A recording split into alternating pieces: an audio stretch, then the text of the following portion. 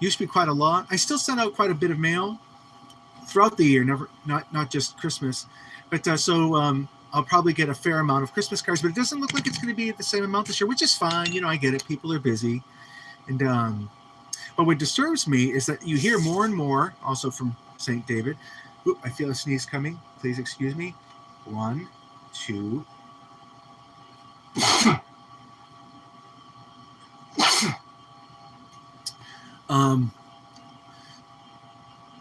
David, a couple other people in the pipe community said that sending Christmas cards is becoming a dying art, which is kind of sad, really, because I don't know. I enjoy doing it. I've always written letters. I've written letters since college, the aforementioned college.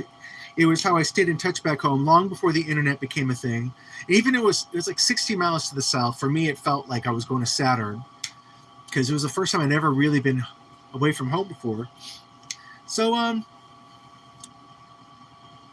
yeah, I would feverishly write letters back home in between reports and assignments and everything like that. So, yeah, I've been a letter writer ever since, and I don't even want to know how much I've spent on postage since like 1988, 1990. That reminds me of a story.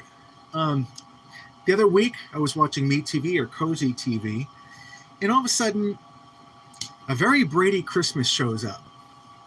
And I'm like, at first I started watching it ironically, the Brady Bunch, oh God, whatever.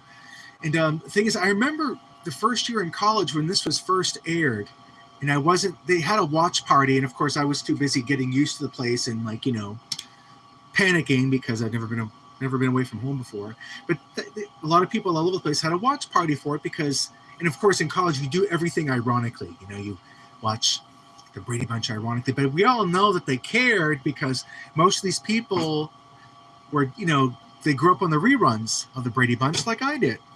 So they're all watching it. I never got to see it until this past week.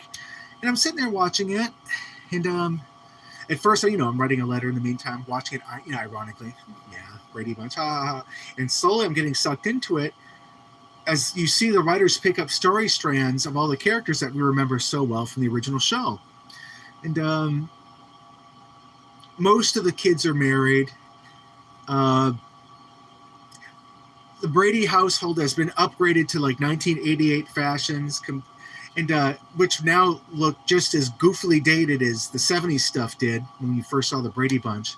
But that was part of its charm, seeing Carol Brady with the hairsprayed hairdo and the power foam padded shoulders and everything like that, and the bright colors. But the thing is, I remember someone in college saying to me once upon a time, I don't remember the Bradys being this much into God and family before. I didn't know what he meant until Mike Brady's speech shows up about family and being honest with one another, and which they all are. They're all airing all their insecurities and their problems at the dinner table. But then later, Mike goes to investigate a building, the foreman of which was trying to cut back on materials that had to do with safety. And of course, the building caved in because he's a man of integrity, and he wanted everything to go right according to safety specs, but cut corners on safety specs if they could save money. We all know that now. So anyway, the building collapses on some co-workers. Mike goes in and gets them out. And then the family recalling the time that Carol lost her voice, and she got her voice back just in time to sing at the Christmas festival at church. Come all ye. The whole family decides to sing "Come All Ye Faithful" at the building site, and miraculously, the patriarch Mike Brady is somehow released from the wreckage that was pinning him down. And it was